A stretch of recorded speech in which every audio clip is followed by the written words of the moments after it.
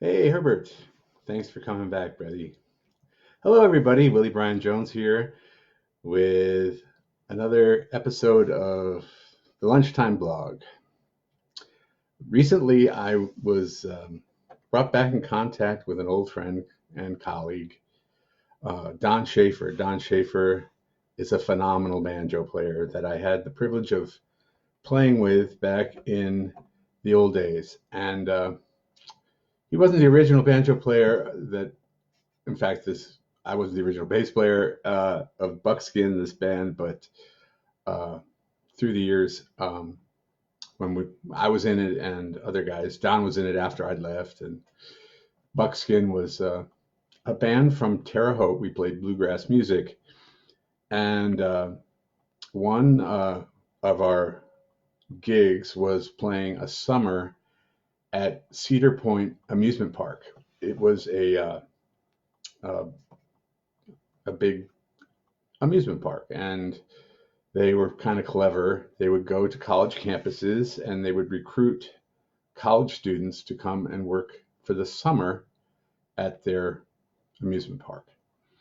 And they were looking for people to, just work there, run the roller coaster or whatever, and also to play music. And Buckskin, the band I was in, we went to Bloomington, Indiana, where the Cedar Point people were auditioning for groups to come and spend the summer at their place and play music. And Buckskin, we went down there without Don, but we had another guy. His name was Spud. We called him Spud. His name really wasn't Spud, but because I haven't had contact with him pretty much since Don joined, I don't know how to contact him, and I can't use his real name. But Spud and me and the other two, we went to Bloomington and we auditioned and we got the gig, which meant we would come down there in May and stay until September, playing music in what is known as the Cedar Point Cinema, which was one of the first IMAX theaters. And they had two identical theaters situated next to each other. And people would come in to our part of it, which was the live music, and we'd do like a 15-minute set. And after the IMAX lets out, these doors on each row would open up and people would just file into the IMAX. And we did that, and it was a lot of fun. We would go to work. We lived in Sandusky, which was kind of clever because Sandusky, first of all, we got a place really cheap. We rented a half a house, a duplex, and we would walk down to the dock on Lake Erie and get on a little ferry boat. We'd ride the ferry boat across to Cedar Point, which was on a peninsula, and we would get on what they call the sky lift, and the sky lift would ride over the park, and we would get off the sky lift, and right there was where we worked. It was a pretty cool commute. But I was going to tell you about when we first got to Cedar Point and, to Sandusky. We rented this house. First, we went up there before the park opened and we found a place to live. Because people that worked there would live in these barracks-like things, like dormitories. And you couldn't cook your own food in your room. You had to go to their cafeteria and eat their food, and you had to pay for it. You had to pay for the room, and it was a real scam. So we decided we would rent a house and stay there throughout the season, and we did.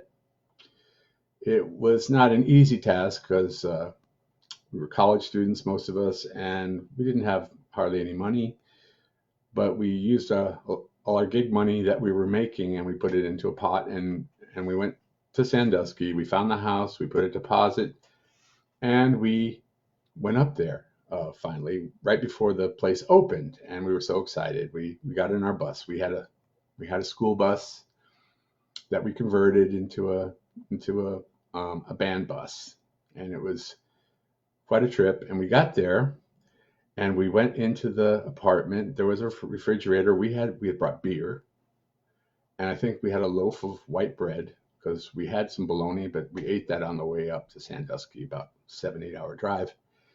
And we didn't have any food.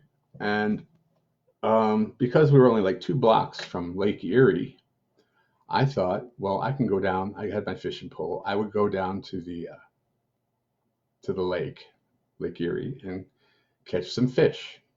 So I went out into the garden and I dug up some worms, and I took my little cooler. I had a little cooler, and I put a 6-pack of beer in it, my worms, and I went down to the lake. And I was sitting on the cooler, having a beer, fishing. And there was a bunch of other guys up there fishing. And the guy right next to me, he was like an old guy, probably he was about my age. And he said, "You're not going to catch any fish with those worms, son." And I said, "Whoa, what do you catch them with?" He said, "Well, you got to use these little minnows, little fish. You put the little fish on there, and you have to set your bobber about 6-7 feet, throw it out there, and you can catch yourself some famous Lake Erie perch." And sure enough, he gave me a few of these little minnows, and I gave him one of my beers. And a little while later, I caught my first Lake Erie perch. And this being May, the perch were still really small.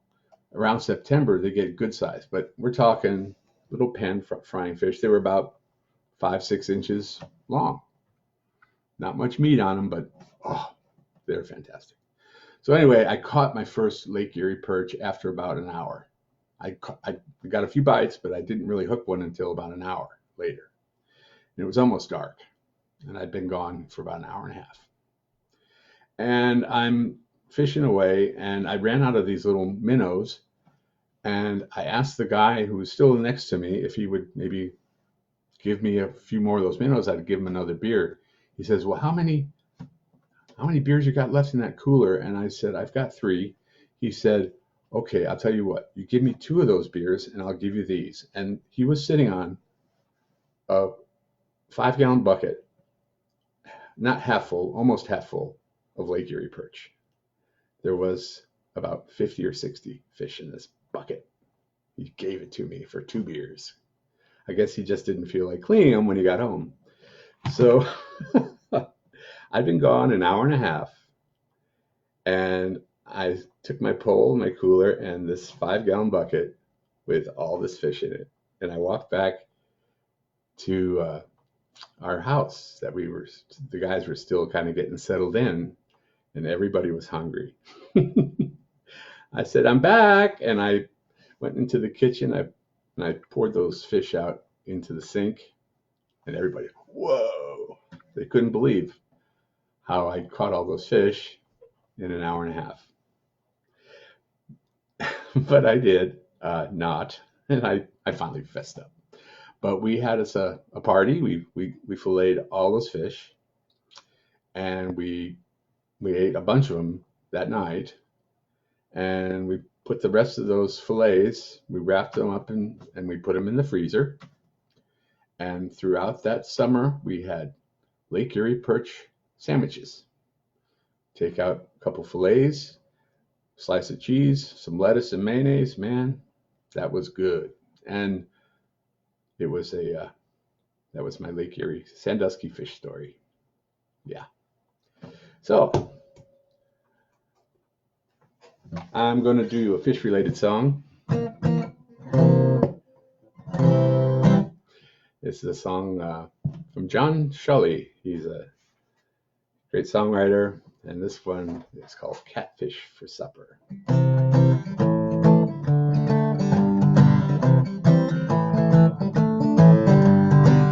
Catfish for supper, one thing and then another. Catfish for supper. First one thing and another. Ain't got no menu. Our fish will send you catfish for supper. First one thing and then another. Last night we had bread and fish. Tonight will be fish and bread.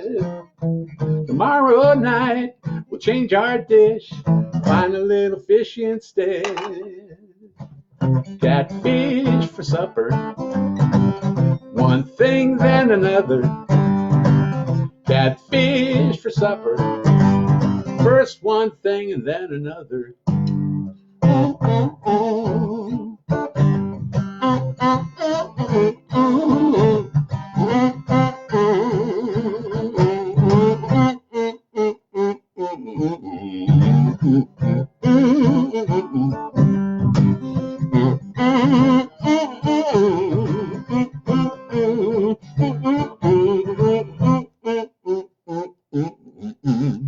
Last night we had bread and fish. Tonight will be fish and bread. Tomorrow night we'll change our dish. Have a little fish instead. Catfish for supper. First one thing, then another. Catfish for supper. First one thing, then another. Catfish for supper. Catfish for supper. Catfish for supper. First one thing and then another. So, everybody, have a great day. Peace. Till next time.